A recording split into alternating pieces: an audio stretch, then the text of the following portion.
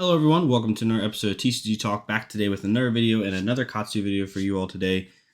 Today I kind of wanted to go over what me as a player and personally through my experiences think should be in every Katsu deck outside of like Ninja Control Katsu, right? One of the cool things about Katsu is there's a hundred ways to play them, right? There's a bunch of different lines, there's a bunch of different things you can do, a bunch of different ways you can build your strategy, right? Like some people build their strategy around aggro and like surging and leg tap lines, like myself.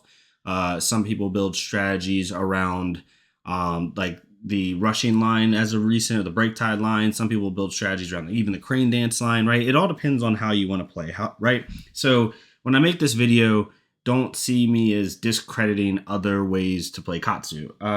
What I will say is this is from my experience in this meta that we're in, this kind of Guardian, Prism, Viserai meta with a little bit of like some of the top heroes in the meta. These are the cards that I think every Katsu should have in their core that will make them successful. After these, it's a 50 card core, and after these, you can kind of mix up what you want in your deck, I think, to be successful. But personally, in my opinion, I think you should have these cards in order to give yourself the best chance to be consistently successful with Katsu, right? So we're going to get right into it. Again, if you disagree, it's totally fine. This is just my opinion from my experiences. I'm not saying other opinions are wrong. It's just a opinion, right? So the first thing in your core, and we've talked about this before, is the Surging Strike line. No surprises here. Whether you've been playing Katsu for 1 week or 1 year, you know that this line should be in your deck. I have the Lord of Wind in my blue, so we'll get to that shortly.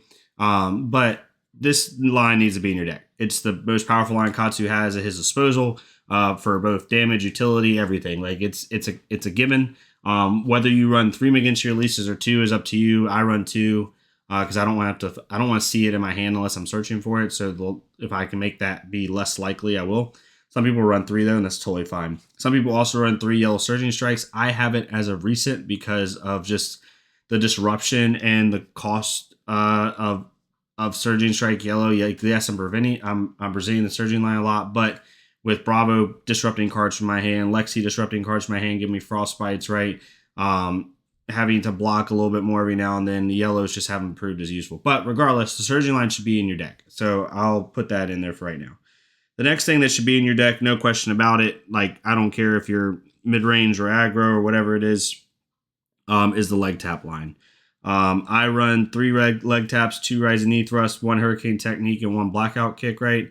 That should be in your deck no matter what. This is the best line for damage that you can possibly have, right? It's 17 damage or 16 damage with the blackout kick with no pumps, and it's even more with its 19 damage or so with the hurricane technique if they let hurricane technique hit and you can use it again. It's just one of the best damages you can get. A lot of people don't like to fully block out leg tap. It's kind of awkward for go again break point. Like people know what the Surging Strike line is, so sometimes they'll block Surging Strike to make you have Whelming Gust Wave in your hand. A lot of times people don't want to block out leg tap, especially if you lead the chain with a leg tap and you don't Kodachi first. So I think it's a necessity, and it should not be overlooked. The next thing that I think should 100% always be in your core are anywhere from 9 to 12 non-attack actions.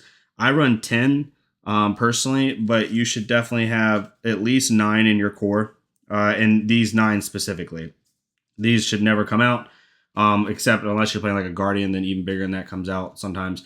But Ancestral Empowerment, Razor Reflex, even bigger than that. I run 1 cheeky lunging press just because I like doing it, but these 9 should never come out.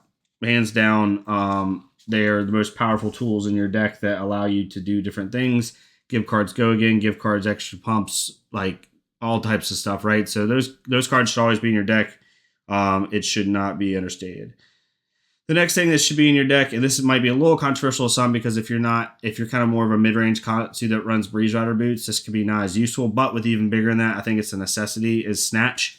I think you have to have Snatch in your deck. With even bigger than that, it can give Snatch go again. Snatch allows you to possibly draw a card. You can Razor it to automatically give it go again if it hits, right? Like there's just so much utility with Snatch. Whether you're a mid-range Katsu with 21 blues, 22 blues, or you're an aggro Katsu with 15 blues, aggro and mid-range really is about playstyle, not about cards, but we can get about that a different day.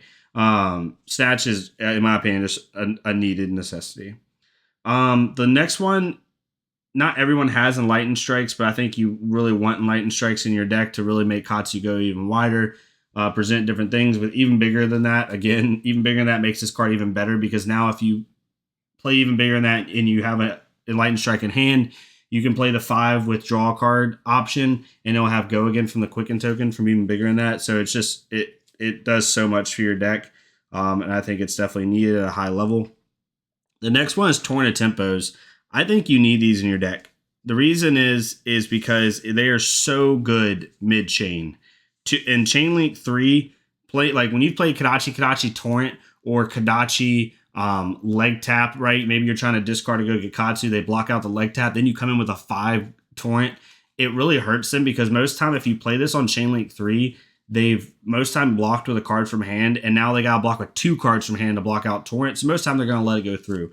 Torrent is one of the best cards to run mid-chain, like Chain Link 3 to 4. So I think you should definitely include Torrent in your deck. That's just my personal opinion.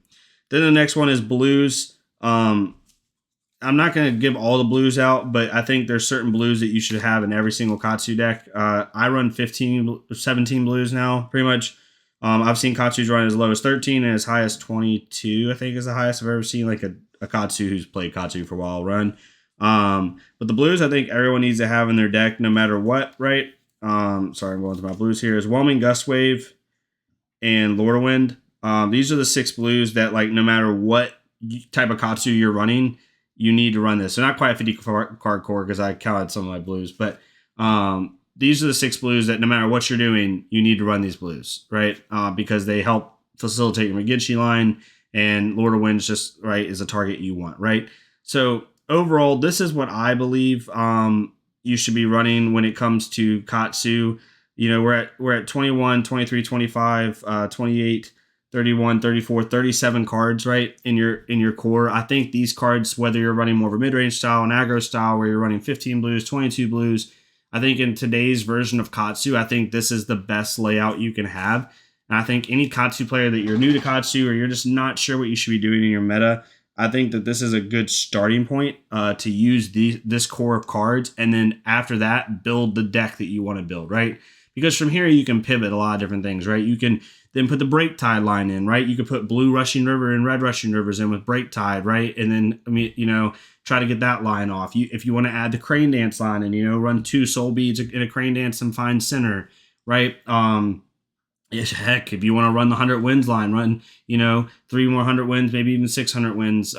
If you want to run yellow even bigger than that, to go up to 12 non-attack actions. I would not go above 12, but you could do that, right? But so there's a lot of different like adaptations you can make after this core that, you know, but this core is what will give your deck consistency, in my opinion. I just want to kind of go over it because I've seen a lot of great Katsu lists that are very different. But I think that this is the core of the deck that every, like 90% of Katsus, unless you're just running a really weird, not weird in a bad way, but really unique. I mean that the whole, like wholeheartedly unique line. Like I've seen some Katsus starting to run Belittle and Minimalism, which is fine. If you want to try that and see if it works. But I think that no matter what you're running, if you're running even a decently standard Katsu list, I would run these cards. I think this kind of gives you the best chance at winning, and overall gives you the most consistency. Yeah, hopefully y'all enjoyed this video. Pretty short and simple. Again, this is just my opinion, my experiences, where I think Katsu is best with at a core level. But I'd love to hear other opinions. If someone disagrees, if someone thinks one of these cards really isn't needed, please let me know. I'm totally down for opinions and options and things that you know, other players have experienced and gone through. But yeah, hope you all enjoyed the video. If you did, please leave a like, comment, subscribe. If you don't want to leave a like, comment, subscribe for me, go to another creator on YouTube or Twitch or wherever they are and you know, support their channel. We need more people seeing this game. This game's starting to really explode this year, and I'm super excited to see, you know, what new players come into the game. I've been noticing a lot of my comments, a lot of people saying like new to the game, really loving the content or whatever, and it's like not the compliment that gets me, but just the more of the people saying like they're new to the game and they're playing the game. Like that's super exciting for me. I love to see Flesh and Blood start to take over the TCG scene. But yeah, let me know what you think of the video, and let me know what else you would like to see in videos. I'm going into ProQuest season, you either piloting Katsu or Viscerize, so we'll see how that goes. Katsu's still my main, just trying to explore options and see what's best. But yeah, hopefully you'll have a good rest of your day, and I will talk to you all next time on TCG Talk. Thank you all so much.